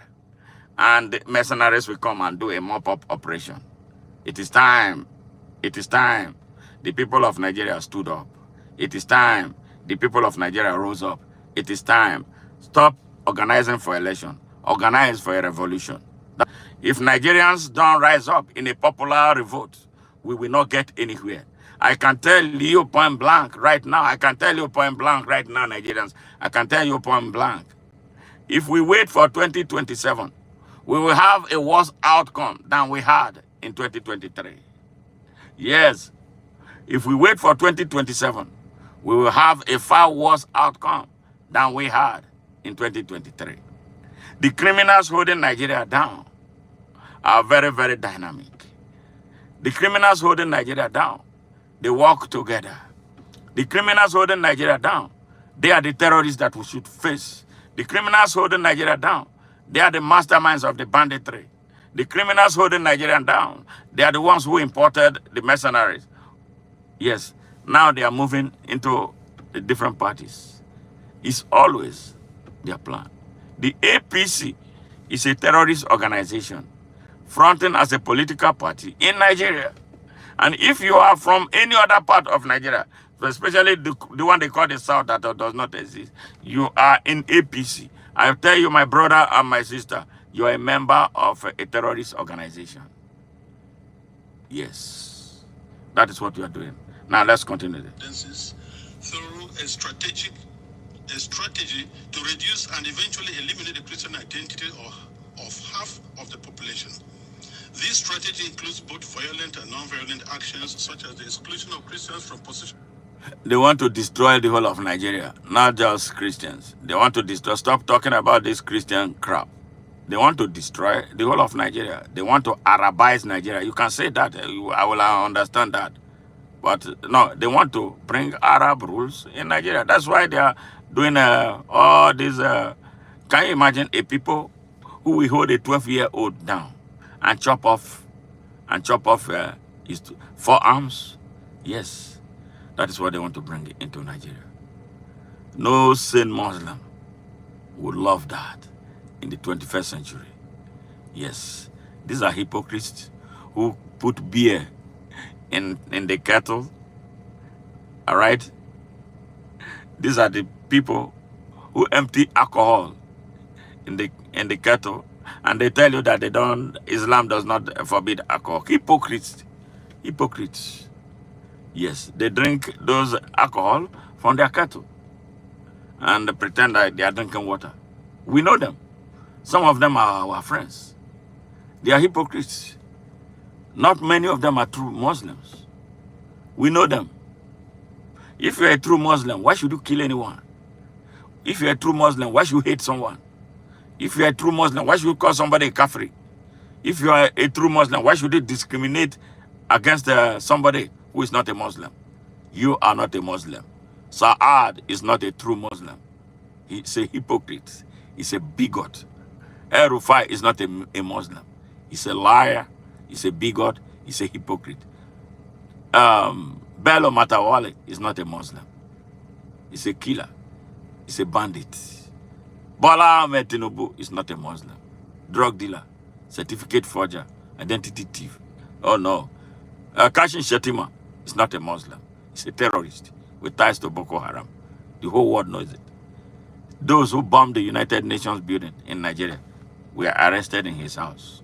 If Nigeria was a country where a country where the rule of law exists, Kashin Shetima ought to be in jail. Yes. This is the Nigeria we have. And you are a young Nigerian looking at me right now. Yeah, you know, you think, you look at me as someone who is crazy for telling you the truth. You don't listen to the type of message because I'm not giving you money. I will not give you money to tell you the truth. But sooner than later, you will find out how important my message has been to you. You ignore me. You are ignoring me at your own peril. Not many people in Nigeria can say what I'm saying because the majority of them are corrupt. They can't say anything because they go and collect from those people. Yes. Niger Delta youths, you should be ready to take your oil. Looking at what is happening in River State right now, you see. River State reminds me of what happened in 1966 between Akintola and Obafemi Awolowo. This is exactly the same thing. Nigeria is about to repeat history. The people of Niger Delta, yes, we must take our oil now. Yes. Because those who kill us have no right to be owning oil fields or oil blocks in the Niger Delta. And I'm still trying to confirm that Saad Abubakar has oil blocks in Niger Delta. Yes, my Niger Delta. But I cannot own a block of gold that was discovered in Zamfara. When they discovered gold in Zamfara, they created a war zone there. So Nigerians will not ask questions. But when we have our oil, they formed a national company behind it to administer it. So why are we not having a company that is administering solid minerals in the north of Nigeria? This is the question you stupid young kids in that Niger Delta should be asking. Those who follow Asari Dokubo blindly and those who follow Tompolo. Now, see what they do to them. They will give them Asari Dokubo. He made money.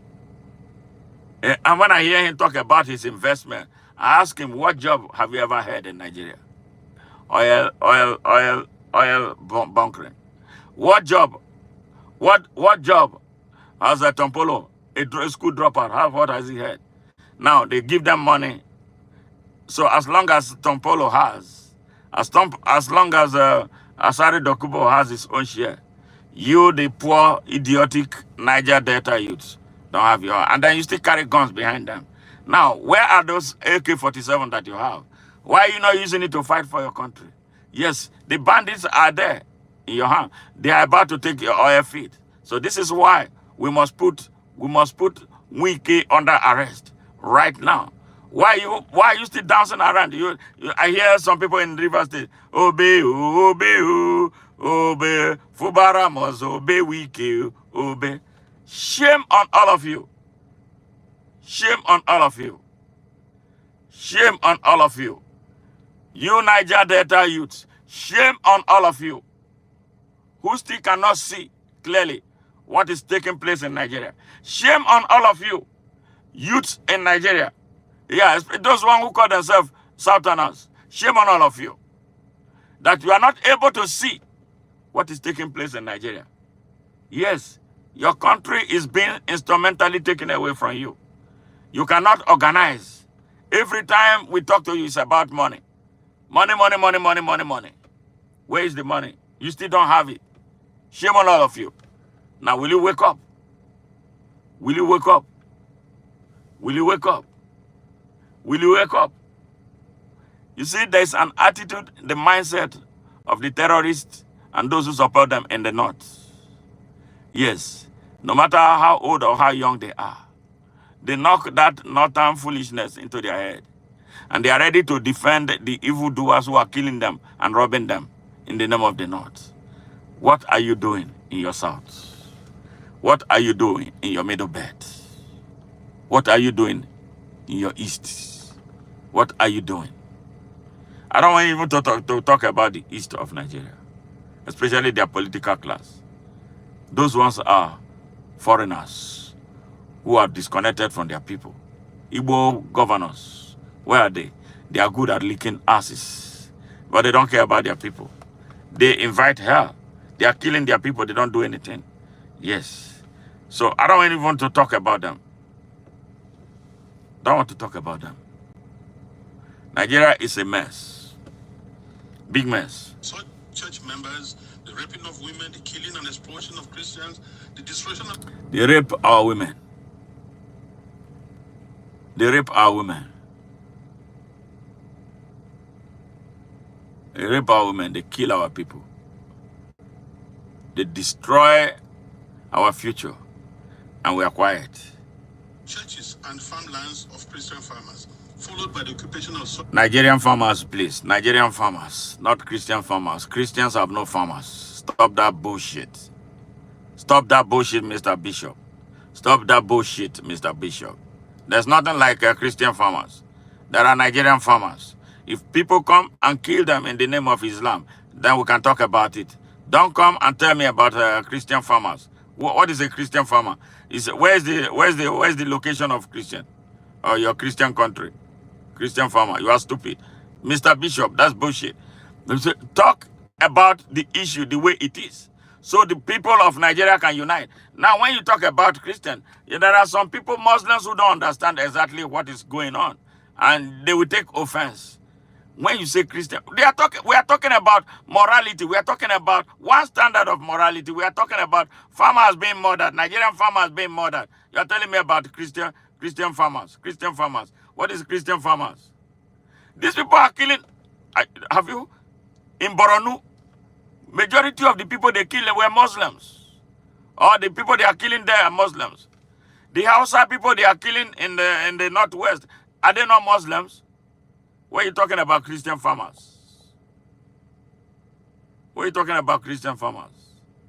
We're talking about Nigerian farmers. Foreigners, bastards, beasts of no nation killing our people. And you're telling me about Christian farmers. Let's talk about this thing the way it ought to be. We are in a secular state where anybody can practice whatever he wants to practice. But people come in the name of Islam to destroy our people. Those are the people that we stay. You can't kill me and say Allahu Akbar. Yes, it is time we woke up as a people. It's time we rose up. The number one problem of Nigeria is Saad. Any government that cannot hold him accountable is not a government. So that is why I cannot say anything about Bola Ahmed Tinubu. I can't. Lands by the Fulani herders, and also changing the names of these villages. They invade you and change the name of your villages. And you have a state governor. Okay, you have a state governor. Your state governor is a Christian. Yes. Your state governor is a Christian. Right? You are talking about Christian. He has not, and is not able to mobilize Christians to recover those lands. You are waiting for Nigerian police. You are waiting for Nigerian army. I will not wait. Because when you become a state governor, the first duty, your responsibility is to protect the lives and property of the people under your domain. You have a right to mobilize the people. Mobilize the people. Let it be a people action. Yes. That's the only thing that's going to save Nigeria. And that's the only thing that will ward these people away. Because when they kill, everybody recalls, everybody runs. They advance. And that is why they are making a lot of progress, destroying and taking over Nigeria. Let us go. They're taking over the places, so you clearly see an expansionist approach and Islamic. And then there's no doubt about that. The people now flee and leave their villages and they take that was the same thing that they did to the Hausa people. They drove them from their villages from one village to the other. And every village that they took over, the Hausa people never returned there anymore. They lost those villages permanently to where we are now, 221 years after. The question is Islamized and the land appears high on the agenda of some of the powerful and influential Muslims in Nigeria. Absolutely. And one of those persons is Saad Abubakar, the fake, illegal, and illegitimate Sultan in Sokoto. He is not an Hausa man, but he's presiding over millions of Hausa people. Yes, this is the reason the Hausa people must listen, make a distinction between Islam and who they are as a people.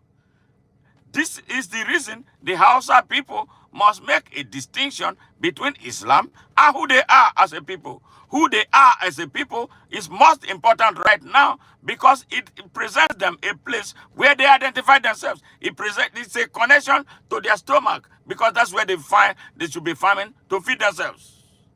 Islam will not give you food. Islam will not grow your economy. Islam or religion will not pay your children's school fees. What we have is Nigeria. The land we have is Nigeria. We must defend our land and not defend our religion. We must defend our land and not our religion. This is what we must do as a people, not as Christians and as Muslims, as the people of Nigeria. There is a campaign to take land to spread Islam. And there is the hemorrhaging of Christian farmers from the central region of Nigeria and Benue State and Makurdi Diocese in particular, as they are forced to abandon fertile lands that use to feed the nation, which classify Benue as the food basket of the nation. Militant Fulani herdsmen are terrorists destroying society. They steal and vandalize, they kill and boast about it. They kidnap and rape, and they enjoy total impunity from the elected authorities. None of them have been arrested and brought to justice. Absolutely. The elected authorities are the way they are because they are not supposed to be elected. When a people leave those who are qualified, who have the capacity to defend them at all times and in every situation, and then go and choose thieves, this is what you get. Nigeria is suffering from the bad choices of leadership that the people of Nigeria have been making. Well, I hope this is a wake-up call. I don't know if it is coming early enough. This is supported by the corrupt system in which we operate, and the abject poverty among us, which allow the criminal to easily attract more recruits and prey on more victims. Why is this happening? Is it really a religious war? Like in the past, many jihadists are motivated less by religion than by spoils of war, and use their religion to impose themselves. In my diocese, the spoils consist mainly of fertile, well-tended land organized around my parishes or so. The jihadists come and adopt and kill the priests, leaving thousands with... Your parish is one place in Benue State. And this problem is happening across Nigeria, especially in the northwest and north central of Nigeria. It's a big menace that the people must attend to without fear. It is a big menace that those who are supposed to be leading should do something about. But sadly, because they don't have anything to offer in leadership, they won't be able to do anything. This is a warning about what is to come to Nigeria. Support and basic human services. And of course, when they disperse the people, the inhabitants, or the citizens, or the people of the lands, they take over. And any attempt to go back and take care of your farms, surely you get killed. The Makurdi Diocese in Benue State has been the epicenter of the invasion by these herders who are more like hired guns of cattle oligarchs, who manipulate religion to rally the herders to eliminate the Christian population and cleanse the land in the name of Islam. These people are not Nigerians. They come in to kill Nigerians in order to take Nigeria and make it their country. They are not coming to kill Christians. They are not coming to kill Muslims. They are rogue Muslims who come in the name of Allah to kill Nigerians in order that Nigerians will vacate their lands for them.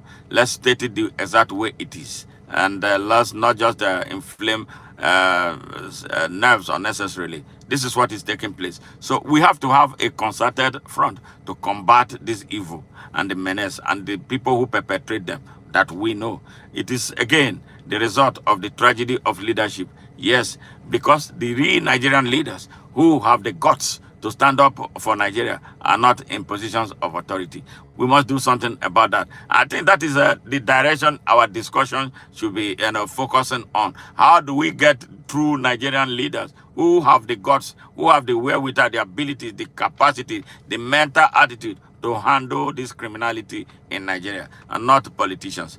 Politicians will not solve Nigerian problem. Never. They have never solved the problems of Nigeria since independence. And they are not going to change today because Nigerian politicians are rogues for the most part. I don't see anyone that is good and devoid of corruption. So that is why they are the way they are. How do we come to power in Nigeria? What is the process that brings people as leaders upon the people of Nigeria? Those are the questions we should be asking right now, rather than all this nonsense that we are doing. We are not heading anywhere with it. This objective is behind the relentless attacks against Benue's villages. When we call for help to the police and the army, they do not come. At the end of 2024, several... The reason is this, and that is why they don't want to decentralize the police, to have a community police. If every community, not state, because those who are talking about state police, they don't even understand, they don't know anything. You know, it's so sad. They want to do state police so that they will continue to control the people. No, what we need is community police, decentralized community police, decentralized community police. If my hometown had a police, well-oiled, well-equipped, bandits will not come into my hometown and wreak the type of havoc that they have been wreaking, kidnapping people indiscriminately, slaughtering people, and throwing babies to their dogs. Yes, the people, like it is here, should have their police. Every community should have a police. Now, we look at the way the police is being run like this. We look at the budget of Nigerian police. We can make a budgetary allocation, disband the current Nigerian police, the centralized Nigerian police system. It is not working, it has never worked, and it's not ever going to work. Look at how much money that we spend them. Let every community register its own police outfit, and then we use the funding, what we are using to fund the corrupt Nigerian police now, to form community police formations across the country, and you see magic coming from them. Yes, because in the community, everybody knows everybody. Yes, everybody knows everybody. Yes, we know the thieves. Yes, we will control who comes into our community police force. Yes, background check will be easiest to do. If I'm a criminal and I'm a police, I'm somebody aspiring to become a police officer in my hometown, people already know me. They will make sure that I'm not recruited. Now, the issue of corruption will be completely eliminated, because if I am from my hometown and a police officer from my hometown tries to extort money from me, for what? I know where his family is, and I have access to making reports about his conduct. He cannot. He tries, I will report him. The community will deal decisively with him and remove him from the community police force. You see the benefit of having community police, not state police. Not state police, community police. Nigeria can have one police like a FBI, that's fine. That will work with the local police. The community police that I'm talking about will not be the one that will be controlled by the government of Nigeria. It will be controlled, the control and command will be from the community themselves. Let them administer it. Nigeria fund it, but we administer it. You will see magic. See, because the people in Nigerian government don't think. Why? Because they are criminals. A criminal will not bring any way forward that will end criminality. So they are going to keep quiet and even create criminal things that will continue to enhance their criminality. Smart thinking. Yes. So this is why I tell Nigerians, your leaders are not inside the government. There is none. They are far away from being government. And you are part of the problems. You, when some people come out, they want to demonstrate example. You stand in their way. You stood in my way in 2019. You told me I did not have money. And I was not ready to give my money to anybody to serve him. I knew that if I was elected senator, I would have been the best senator in Nigeria. Because I would not. And you know what? Buhari would never have done half of what he did to Nigeria.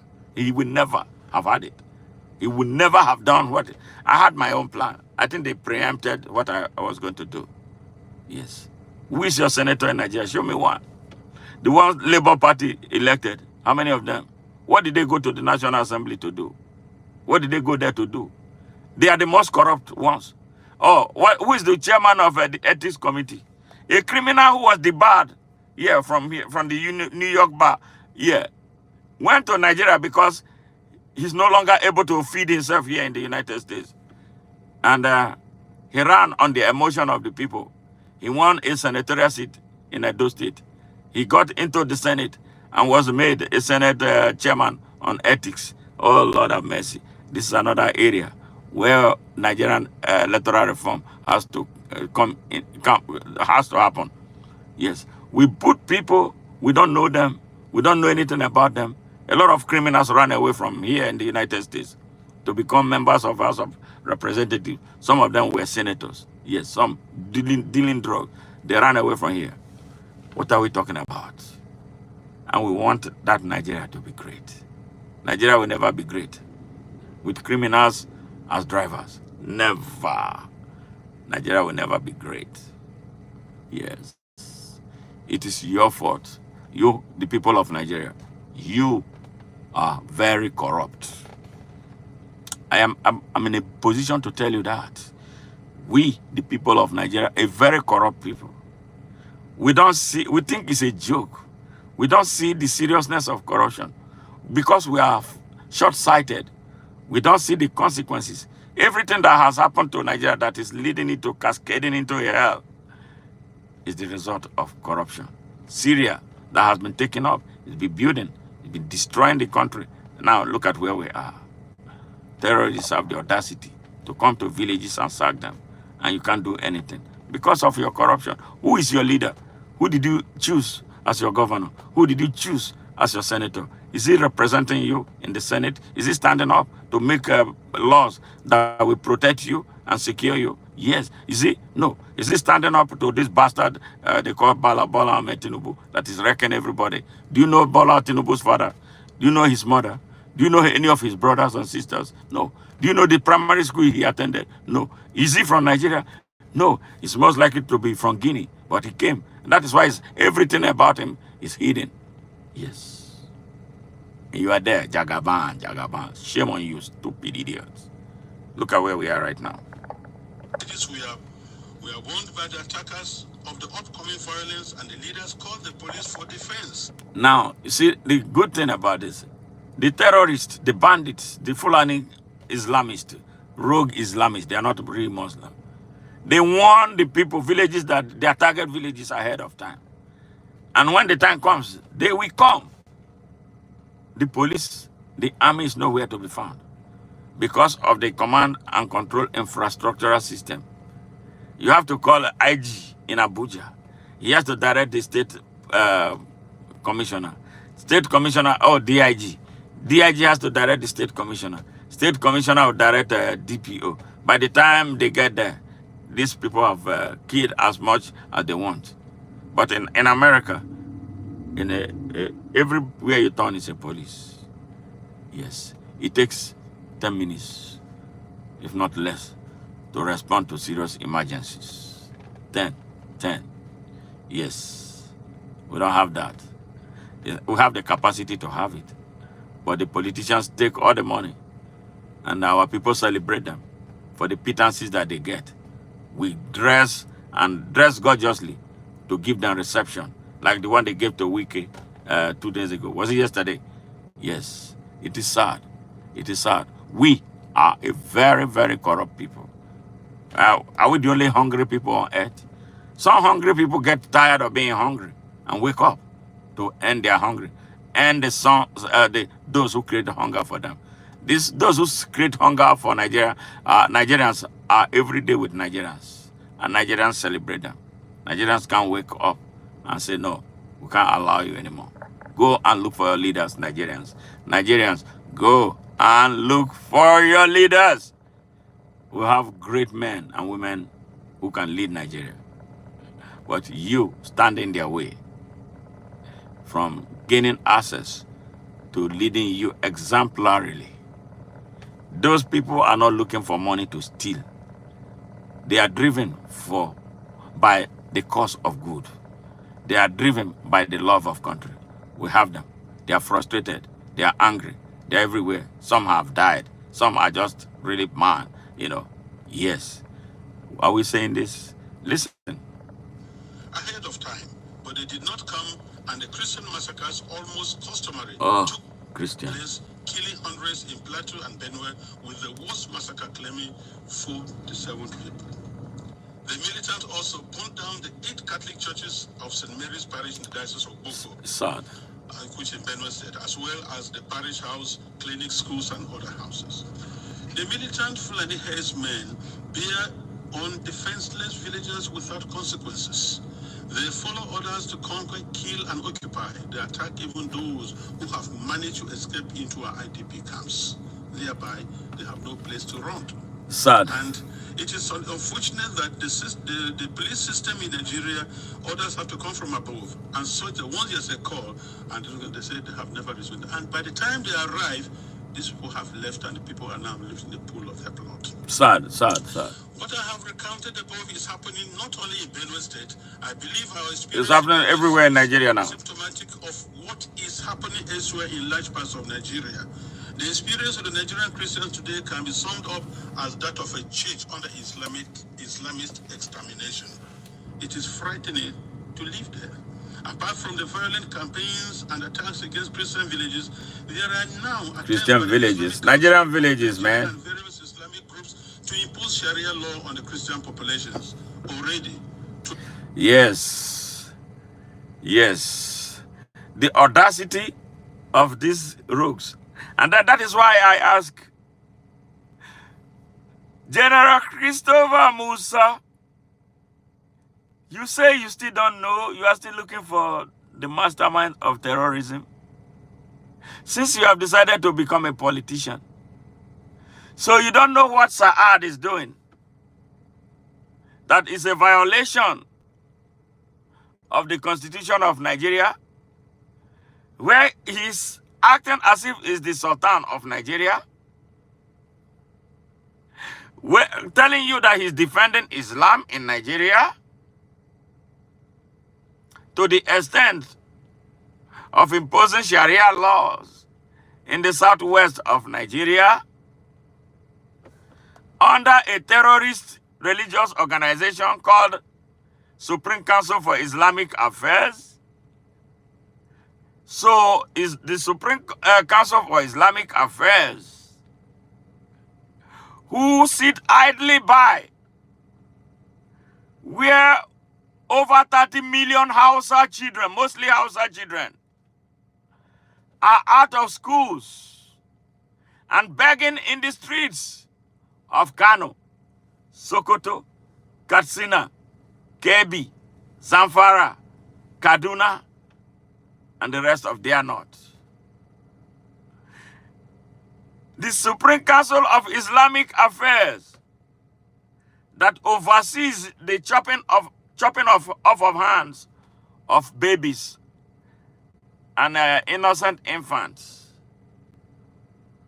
who stole food in order to stay alive. What a shame on you, General Christopher Musa, that you are not seeing these people. Since you have decided to become the Inspector General of Police, the DSS Director, and everything, including becoming a politician, you are so shameless that you have not been able to stand up for Nigeria. Your responsibility as a military officer is not to defend the government, but to defend Nigeria. What Saad and his cohort of rooks are doing in Nigeria is a threat to the sovereignty and territorial integrity of Nigeria. General Christopher Musa, where are you? Why have you been pursuing shadows instead of the real substance?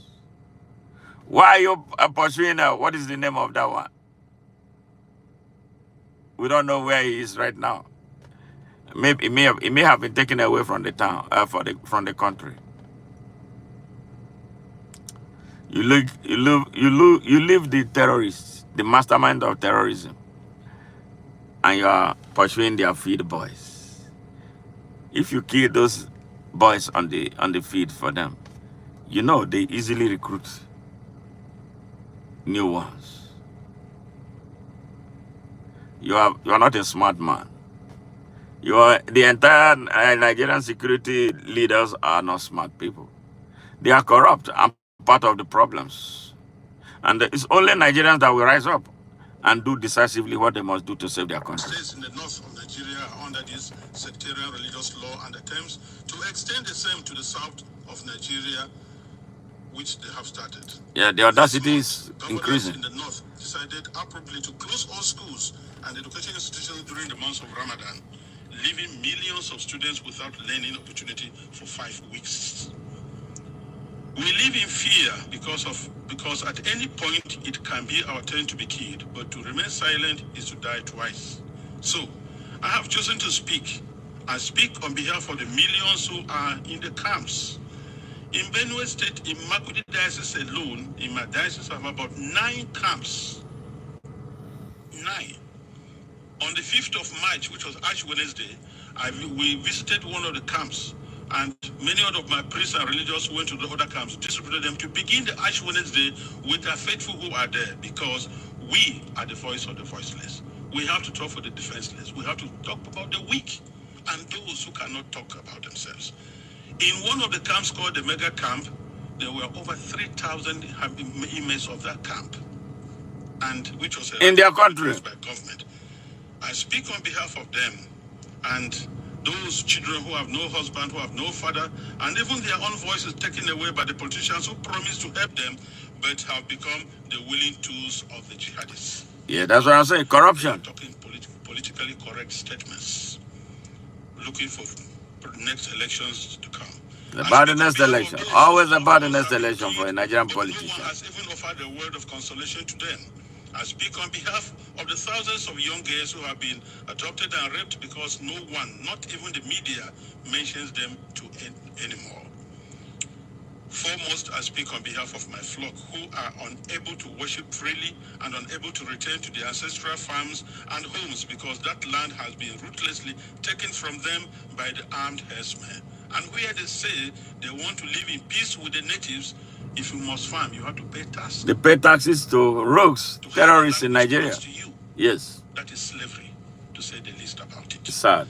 As prosperous Nigeria you see why Nigerians are all over the place. They're running away from their country. And I tell you, if there's outbreak of war in Nigeria, no country around us, Chad, Niger, Ghana, Guinea, Togo, no country can contain the population that will flee to these places. Absolutely. No country can be able to house over 5 million refugees. It's not possible because of that. And if 1 million refugees run to Chad and Niger, they'll collapse that country because there'll be no plan to take care of them. So we have to be very careful. Today, I urge you all to use every means within your mandate to start developing a strong and good relationship with Nigeria, where you know that when you speak of human dignity, you are also speaking of the same God-given right you believe is unalienable. Consider that Nigeria can be your ally, but it cannot be one where half the population is in the process of being murderously eliminated. Work with us, the churches, and other Nigerians of goodwill. We are working for a peaceful and prosperous society, and our desperate plight has been set aside U.S. foreign policy for too long, to the cost of thousands of lives. Concretely, I request and I plead, I ask you to redesignate Nigeria as a country of particular concern. This has both a practical and diplomatic meaning to signal that you are paying attention to what happens to us and elsewhere in the world, because the policies the government is trying to put in place, so that to return the IDPs, build camps for them, relocate them from their homes, it is not durable and it will not work, because the government has already the population that is not able to take care of, and then you have over millions of people in the camps, and you want to relocate them to where? And if you do, let's take it that you do, how many houses or rooms will you give me who has 5 children, another one has 3, another one has 2, and what will I be doing for a living? These people previously never begged anybody for food. They were managing their lives, training their children, and building their homes. So nobody should have deceived us of the guys that you want to reset to the IDPs. They have no jobs. So where you set them, what will be their place? And by the way, the fundamental question remains, if you resettle them to other camps or build places for them, what happens with their ancestral lands? Who takes care of them? And this is whereby I feel the government is complicit on this issue.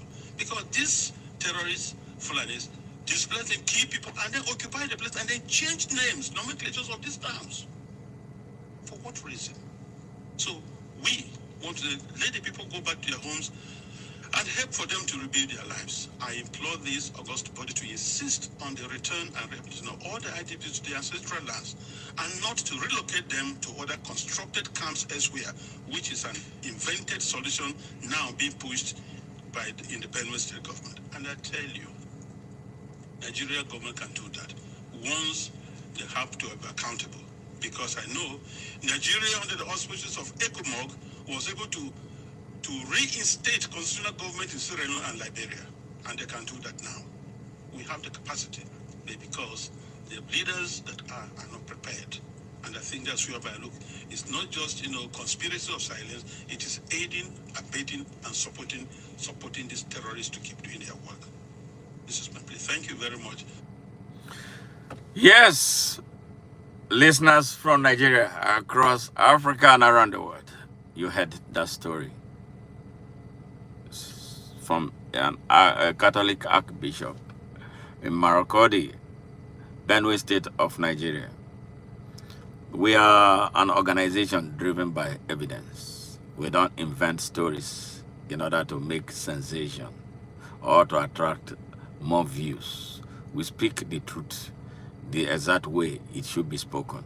And that is exactly what we have done today. It's been 124 minutes and 15 seconds since we started this live broadcast. And please do us a favor.